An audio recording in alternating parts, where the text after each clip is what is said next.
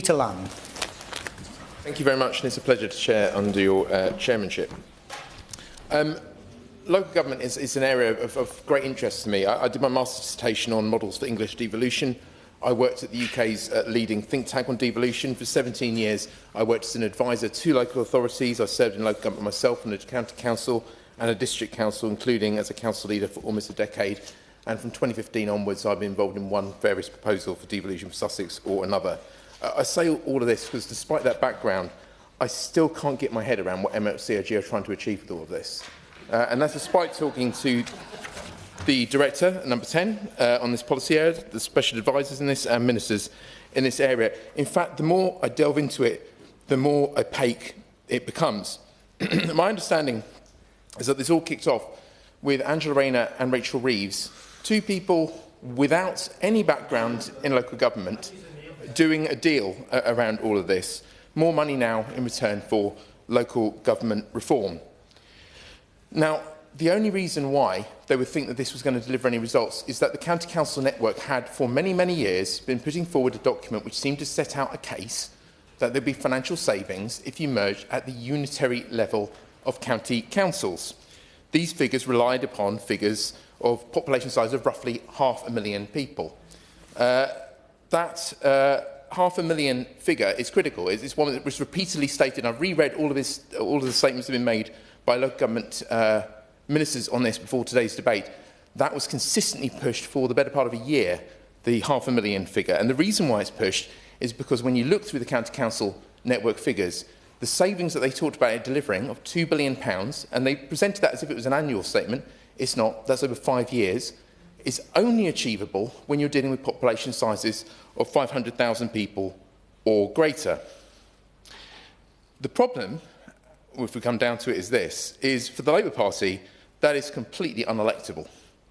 We have pockets of support within the South East. We don't have larger footprints. And so, with the politics unravelling around this, we've started to talk about smaller sizes for unitary authorities. And we're running into a problem here. Unitary authorities do not save money. Merging existing councils saves money. You can merge districts together, that will save you money. You can merge counties together, what an idea, that would save you money. You can merge existing unitaries together, that will save you money. But when you start creating unitaries, you're merging two different tiers together. So if that is a smaller footprint than existing upper tier authorities, it will always end up costing more money than the alternative. What we have now is a proposal which won't deliver politically, which won't deliver financially, and I'll return to the finances in due course, because the situation is much worse than people think it is, but which ultimately somehow is still on the table long beyond the original document which set this all out. And if there are other figures on this, much as with the Honourable Member for Surrey Heath, I'd be delighted to see those figures. I have asked for them repeatedly. But you come to the conclusion, when governments do not release data, that they don't have data which backs their case up. And the evidence base for this is very hard to find. The other argument which comes up very frequently is that two-tier areas are too complicated, that people do not know who runs what. I mean, I've lived in a two-tier area essentially from being, aside from being at university, my entire life. That is not something I've come across, despite being in roles where you might imagine you'd come across it on a very regular basis. But if we're saying that tiers are a problem, adding mayors across the country and encouraging people to set up third-tier authorities as well increases the total number of tiers at the local government level across all of these. It does not decrease that level. It adds the complexity. It does not decrease the complexity. And we've got these bizarre arguments which come up around things like waste collection and waste disposal authorities, as if the idea that someone collects your bins and someone gets rid of it is complicated. And what particularly grates my gears around this is that there are many, many unitary authorities which are not waste disposal authorities themselves. Take the Thames Valley Waste Authority as an example. Take Greater London as an example. Take Greater Manchester as an example. All of these areas, you have unitaries which are collecting waste, but which are being disposed on a larger footprint. The reality is that there are many such areas where the powers do not perfectly align, and people manage to get through them without any great deal of controversy. The argument for a lot of this, particularly with the MLC, is that we were going to get wider public sector reform and that would deliver astounding savings. The problem with that is that the footprints that those supposed to be going on would align the mayoralty and the police authorities and the ICBs, and you'd get all the services in one area and then you could deliver efficiencies. But we're now talking about creating police and crime commissioner authorities, creating police authorities on a larger footprint than the existing mayoral footprint. So it no longer corresponds. It's going to be a much more complicated structure now with deputy mayors sitting on different boards in relation to it. The ICBs have similarly had to expand, so they no longer go along with the devolution footprint. The only form of public sector reform you can now get around this is around local government on its own. And that is not going to deliver the savings, because the reality is that most of the areas that a district council deals with and a county council deals with do not actually interface in any meaningful way when it comes to savings.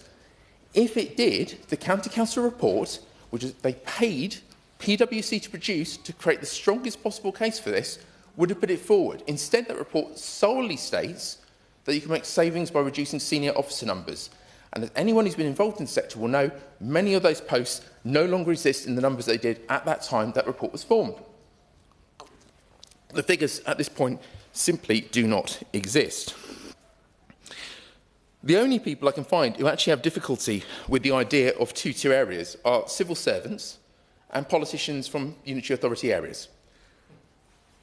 One might imagine what might be felt if we went to other people's areas and tried to impose our culture upon them. When it comes down to it, there has also been this claim that these are going to be engines for economic growth and housing delivery. But think about it this way. I was a local authority of a leader that delivered over 4 times our government-assessed numbers for housing. Whereas, unfortunately, the Mid-Sussex District Council, under your preceding political authority, the Conservative authority before previously, very often did not even have a core strategy for that entire period of time, never mind delivering any actual housing numbers. We are about to create unitaries where the areas which deliver large volumes of housing, which need that at an affordable rate, are going to be swamped by rural communities. Now, what do we think that the dominant factor is going to be in this new authority where the politics is controlled by the rural communities? Is it going to be a focus on economic development? Is it going to be a focus on housing delivery? Or is it going to be stamping down on those two things as we have seen time and time again in those areas? This doesn't deliver on the government's missions. It kills the government's missions off, as many, many members have tried to point out over the recent times. The reality is demography is destiny, and the rural communities will have control over these. Coming back to the issue of finance, the cost of the merger, estimated in my area, is 3 times greater than the estimate that's been put forward so far. In fact, even on the most optimistic assumptions, you would not deliver any saving until the end of the next Parliament on these footprints. But it's more likely you would not deliver any saving at all. In fact, it gets worse than that. Who knows when most of the country's leisure centres were built? I'll give you a clue. It's in the early 70s. What happened in the early 70s? We merged all the districts, and they looked at their accounts and said, I'm not handing this over to the next council, and they got busy spending. And you can see this in the country currently. The reality is that until the protections come in with the new authority, people are getting money out the door. Debt is going up, budgetary decisions are being postponed, savings are being put out to invest in local communities while you've got your last chance to do it.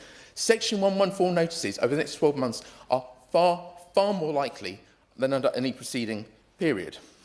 Moving on to democracy. Resident satisfaction surveys of local authorities have shown consistently a positive correlation between perception of a local authority and the size of that authority. It is not the other way around, that suddenly they deliver much better when they get to a much greater footprint. Why would that be the case? More remote government is not necessarily going to make people any happier. The current relationship of UK minimum, or so average size of authorities in the UK to European authorities puts us 7 times larger than the next largest, not the average, 7 times larger than the next largest units in the whole of Europe. This will make us 14 times larger than... Why are we such an outlier?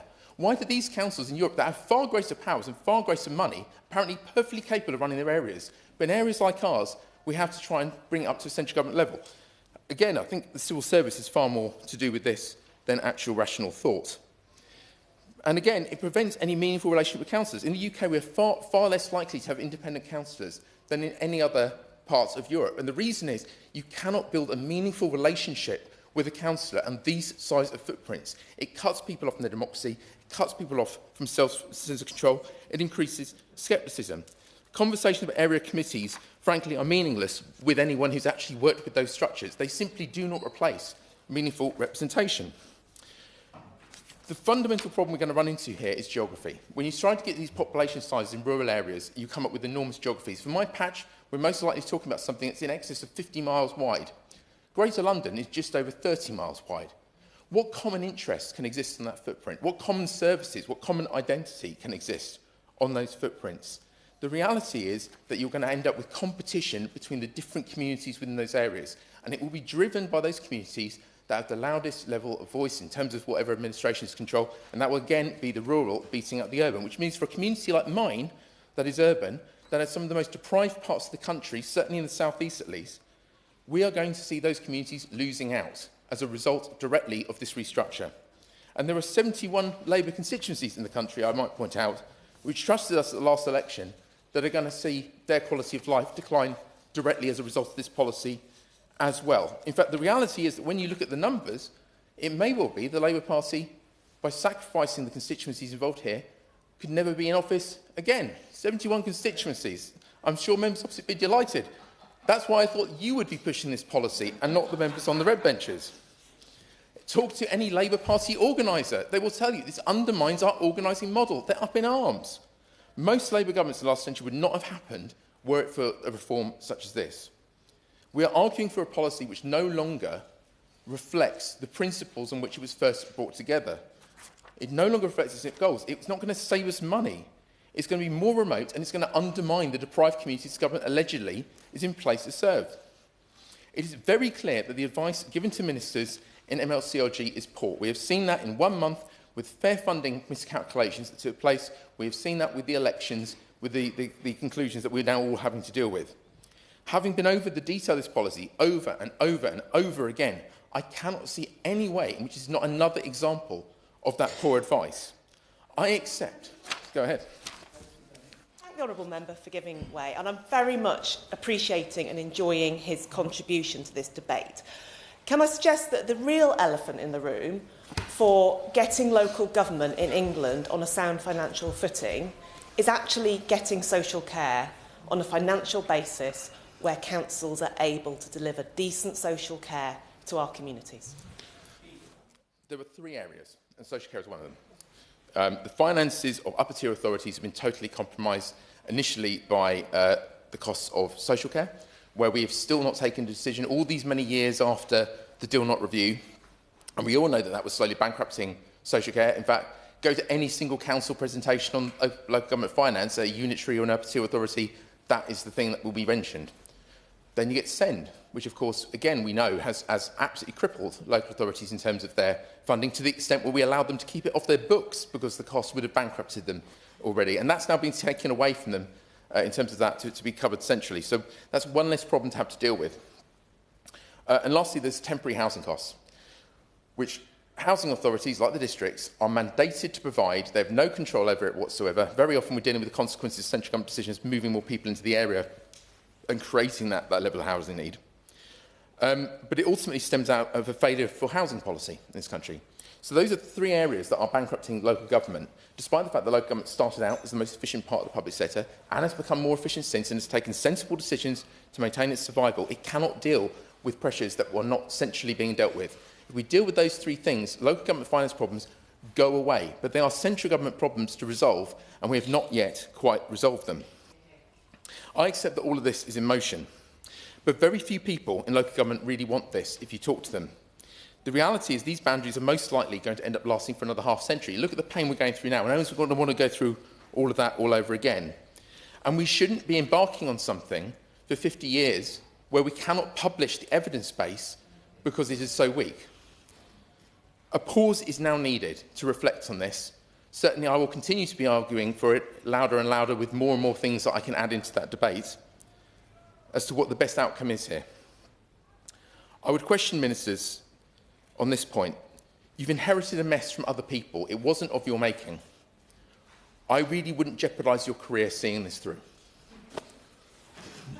Before I call the next member, could I just remind the member who's just spoken that we don't refer to other members by name, but by their constituency? Yeah. Callum Miller.